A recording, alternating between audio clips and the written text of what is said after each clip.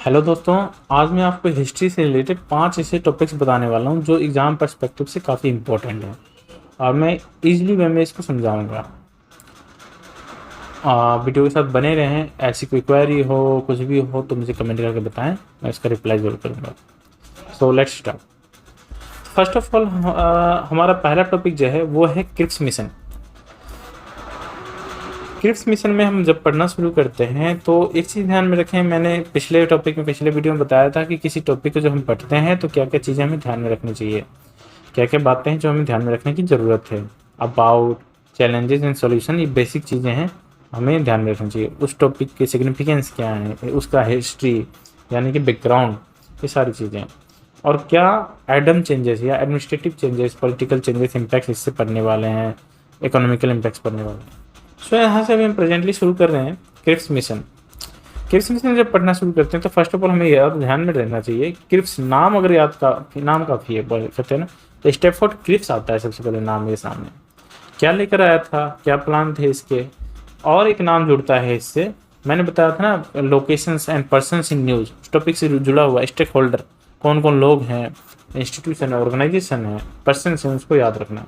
तो Stafford Cripps आता है इसमें, इस प्ले में आता है, इस गेम में आता है विंस्टन चर्चिल।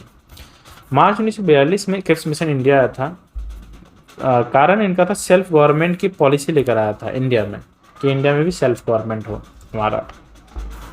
बट वो हमें डोमिनियन स्टेटस देना चाहते थे और कॉन्स्टिट्यूशनल मेकिंग बॉडी वो बनवाना चाहते थे इंडिया में, प्रोविंशियल असेंबली की एंड प्रिंसली स्टेट्स की। बट इंडिया के लोगों ने इसको डिनाई किया, ठीक है, स्ट्रोंगली डिनाई किया। मुस्लिम लीग ने, आईएनसी ने, इंडियन नेशनल कांग्रेस ने। तो ये सारे टॉपिक जुड़े हुए हैं क्रिप्स मिशन से, ये सारी बातें जुड़ी हुई हैं क्रिप्स मिशन से। ये बात है after starting the second world war, और ये चाहते थे कि इस मिशन के क्रिप्स मिशन लाकर हमें डोमिनियन स्टेटस देकर यह हमें वर्ल्ड वॉर में जोड़ लें, अपने वॉर में यह हमें लड़वाएं, हमारे सैनिक को लड़वाएं। बट हमने इसको डिनाई किया। नेक्स्ट टॉपिक है दोस्तों सरोजनी नायडू। सरोजनी नायडू को जो पढ़ते हैं हम तो उसका ये याद रखिए 1878 से लेकर 1948 तक का इनका जीवन काल रहा है, और गोल्डन थ्रेशोल्ड के नाम से जाना जाता है, स्पेशली फॉर इंग्लिश पोएट। बहुत बड़े इंग्लिश पोएट थे इंडिया में, थी। फ्रीडम स्ट्रगल में इनका बहुत बड़ा रोल रहा है, महात्मा गांधी के टाइम के थी ये, और गवर्नर रह चुकी हैं यूपी की। नाइटिंगेल ऑफ इंडिया कहा जाता है इनको, कारण इंग्लिश पोइट हैं थी ये, इससे जुड़ने के कारण इनको नाइटिंगेल ऑफ इंडिया कहा जाता है। गोल्डन थ्रेशोल्ड भी इनको इनके पोएम की वजह से मिला है नाम, और प्रेसिडेंट रह चुकी हैं आईएनसी की, इंडियन नेशनल कांग्रेस की।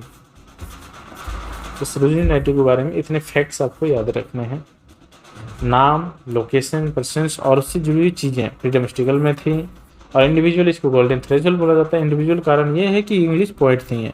नाइटिंगेल ऑफ इंडिया, गवर्नर रह चुकी हैं, पब्लिक फिगर के तौर पे अगर याद रखना तो गवर्नर ऑफ यूपी रह चुके हैं, और प्रेसिडेंट ऑफ आईएनसी रह चुके हैं। नेक्स्ट टॉपिक हमारा डू और डाई से रिलेटेड। 8 अगस्त 1942 को डू और डाई जो है ये प्रोग्राम, ये मूवमेंट चलाया गया महात्मा गांधी के जरिए। अब इसमें क्या क्या पढ़ना है हमें ये देखिए। नोट रिट्रीट, वापस नहीं लिया जाएगा, मतलब कंटिन्यूस ये मूवमेंट चलने वाला है। ट्रांसफ़र ऑफ पावर के लिए ये मूवमेंट चला गया था कि हमें ब्रिटिश से इंडिया में ब्रिटिशियर से इंडियंस को पावर दिया जाए, मतलब डोमिनियन स्टेटस नहीं, फुल फ्रीडम। बॉम्बे रेजोल्यूशन में ये बात उठी थी कि डू और डाई हमें करना है, महात्मा गांधी ने किया था। क्विट इंडिया, डू और डाई से ही जुड़ा हुआ है क्विट इंडिया, क्विट इंडिया से जुड़ा हुआ है डू और डाई, ऐसे कह सकते हैं। क्विट इंडिया मूवमेंट नाम दिया गया था, डू और डाई कोड्स थे। इसमें क्या क्या काम हुआ था, क्या क्या घटनाएं हुई थी। टेलीग्राफ लाइन जो है कट कर दी गई, कम्युनिकेशन पैरालाइज कर दिया गया। ये सारे पॉइंट्स आप लिख सकते हैं, अगर आपको आंसर राइटिंग में लिखना है तो पॉइंट्स बना के लिख सकते हैं। एक चीज़ ध्यान रखें, आंसर राइटिंग में बहुत ज़्यादा रेस्ट्रिक्टिव होने की ज़रूरत नहीं, पॉइंट्स वाइज अगर लिख देते हैं, इंपॉर्टेंट पॉइंट्स जो हैं, की पॉइंट्स लिख देते हैं, की वर्ड्स लिख देते हैं, तो इतना काफ़ी होता है। तो टेलीग्राफ लाइन कट कर दिए गए, कम्युनिकेशन लाइन पैरालाइज कर दिए गए, गवर्नमेंट ऑफिस डिस्ट्रॉयड कर दिए गए। कारण क्या था, क्या डिमांड किया जा रहा था, इसका कारण क्या था, क्विट इंडिया का पर्पज क्या था, demand for independence, full independence. Popular participation रहा, कारण ये था कि लोगों की सिंपैथी मिली, कॉमन लोग इससे जुड़े थे, नेशनल कॉज था, कारण ये भी बहुत बड़ा कॉज था, सभी इससे जुड़े। नेक्स्ट टॉपिक है दोस्तों महात्मा गांधी। महात्मा गांधी, तो महात्मा गांधी की जो हम पढ़ना चाहते हैं, वैसे ये टॉपिक है अहमदाबाद टेक्सटाइल लेबर एसोसिएशन से जुड़ा हुआ, जो कि 1918 में हुआ था। बट इसमें जो है महात्मा गांधी का बहुत बड़ा रोल रहा है, इसलिए इस टॉपिक को महात्मा गांधी के स्टार्टिंग फेज से जोड़ सकते हैं हम, कि इंडिया में उन्होंने यहीं से स्टार्ट किया, अहमदाबाद टेक्सटाइल लेबर एसोसिएशन से।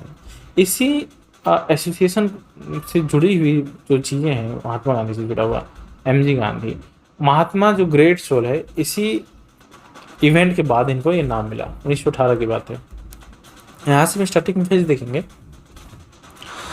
2 अक्टूबर 1869 को इनका जन्म हुआ था, 1869। 1883 में इनका मैरिज हो गया था। 10 साल बाद ये फॉरेन चले गए थे, 1893 में, और अफ्रीका चले गए थे। और 1914 में ये रिटर्न आए इंडिया में। 1915 में इन्होंने पहला सत्याग्रह आश्रम खोला था, ये आश्रम खोला था इन्होंने अहमदाबाद में। 1917 में कैंपेन चलाया था, इंडिगो प्लांटर्स जो हैं, इंडिगो नील की खेती जो हम पढ़ते थे बचपन में 10th क्लास में, उसी नील की खेती से जुड़े जो किसान थे उनके सपोर्ट में इन्होंने, और जो मिल मालिक हैं उनके अगेंस्ट में, ठीक है, या ऐसे कह सकते हैं कि